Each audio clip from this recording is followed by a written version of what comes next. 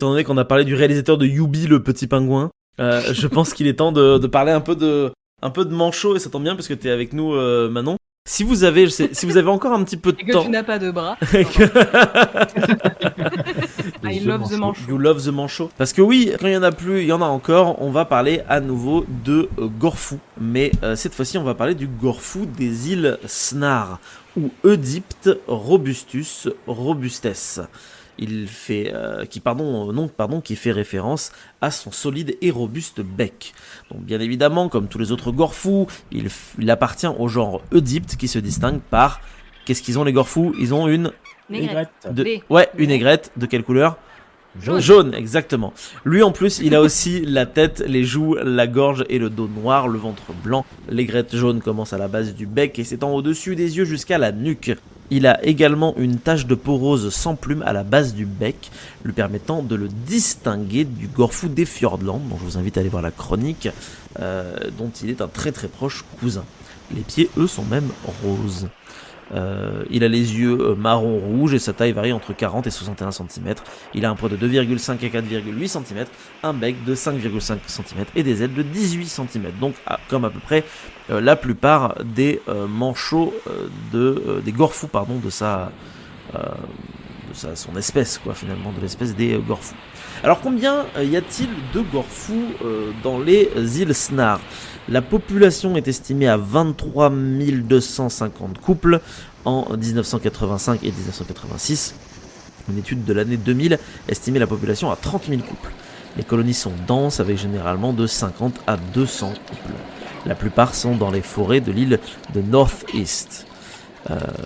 Donc au total sur l'île North East on a 19 000 couples. À l'heure actuelle sur l'île Brothtown on a 3500 couples et sur Western Chain Islet on a 750 couples. Cette espèce ne fait ses nids que dans des forêts denses des îles Snar. Ce sont donc des manchots forestiers. Alors, si vous savez pas ce que c'est que les îles Snar, rassurez-vous, c'est normal, moi non plus je savais pas avant cette chronique. Donc je vais me permettre de faire un petit récapitulatif. Les îles Snar ont été signalées pour la première fois. Encore une fois, on se place d'un point de vue occidental, bien évidemment, puisque les îles Snar sont connues des gens qui vivent dans le Pacifique depuis bien avant le capitaine George Vancouver. Voilà. Donc elles ont été nommées The Snare pour petit piège à oiseaux ou lapins, car Vancouver est considéré comme un danger pour la navigation. Les îles étaient déjà connues par les Maoris, qui les appelaient la plus grande Te Taniwa, qui veut dire, et c'est vachement stylé, le monstre marin. Elles sont un petit archipel situé à 192 km au sud de l'île du Sud en Nouvelle-Zélande. Les Snars sont constitués d'une île principale, l'île Nord-Est, en mer de Tasman, et de deux autres plus petites, l'île Brothtown et l'île Alertstack, toutes deux dans l'océan Pacifique. L'archipel possède une superficie totale de 3,5 km² environ. On trouve aussi, en mer de Tasman, la chaîne de l'Ouest avec les îles Tai, Roa, Toru, Oa et Rima. Les mots maori désignant les chiffres de 1 jusqu'à 5. Eh oui. À la différence des autres îles subantarctiques qui furent grandement affectées par l'industrie de la chasse à la baleine et de la chasse aux phoques au XIXe siècle, les îles Snar constituent une des dernières régions préservées de Nouvelle-Zélande, ce qui n'empêche pas le gorfou des îles Snar d'être une espèce très très vulnérable du fait d'une petite population très localisée sur un site spécifique, en plus d'être très fragile face aux pollutions des humains et leur surpêche. En dehors de la période de reproduction, cette espèce est parfois observée à proximité des côtes de Tasmanie et du sud de l'Australie. Il fait sa mue vers février-mars et doit donc faire attention à ne pas rentrer dans l'eau à ce moment-là. Comme je vous l'ai dit au tout début de la chronique, il fait partie des rares espèces de manchots forestiers. Leurs parades nuptiales ont lieu dans les zones plates et boueuses ou alors sur des pentes douces. Et les nids sont construits dans des clairières ou sous la forêt. Le nid est bien évidemment construit comme toujours presque par le mâle.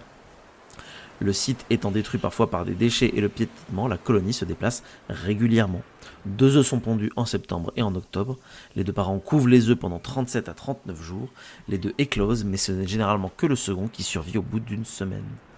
Le mâle garde le poussin pendant 3 semaines, tandis que la femelle fait des voyages quotidiens à la mer pour se nourrir et nourrir son poussin, comme pour le gorfou des Fjordland. Le régime alimentaire de ce gorfou est peu connu, mais on suppose que ça ne doit pas être bien différent des autres. Pour les poussins, des crèches sont formées vers environ 3 semaines et ils vont perdre leur duvet vers 75 jours. Les parents se retrouvent l'année suivante car les couples sont majoritairement monogames. Il y a une très grande fidélité sur le partenaire et sur les sites de nidification. Le petit finira par être mature à 4 ans. Le gorfou semble avoir une grande espérance de vie car le plus vieux gorfou des îles Snar qu'on ait jamais retrouvé avait 20 ans. Mais pour ça, il a dû survivre aux phoques, aux otaries et aux humains. On l'adore. Ah oui, il est trop fort. Voilà pour le gorfou des îles Snar. Oui. Donc, comme quoi, finalement, les manchots, de manière générale, ça ne vit pas que en Antarctique, parce que là, on est vraiment dans les forêts de Nouvelle-Zélande. Voilà. Bah, tu vois, pour le coup, c'est assez original, je trouve. Ah oui, bah là, pour le coup, c'est carrément original. Mais il y en a plus d'un qui sont comme ça. Je vous divulgage pas pour la suite. Bah en tout cas, merci à vous d'avoir bien voulu écouter ma chronique sur les gorfous. Toujours un plaisir. Dans tous les cas, si ce petit instant passé en notre compagnie vous a plu et que vous avez envie d'en passer d'autres avec nous, eh bien n'hésitez pas à vous abonner, mettre un petit pouce bleu, partager la vidéo ou encore nous suivre sur les réseaux sociaux.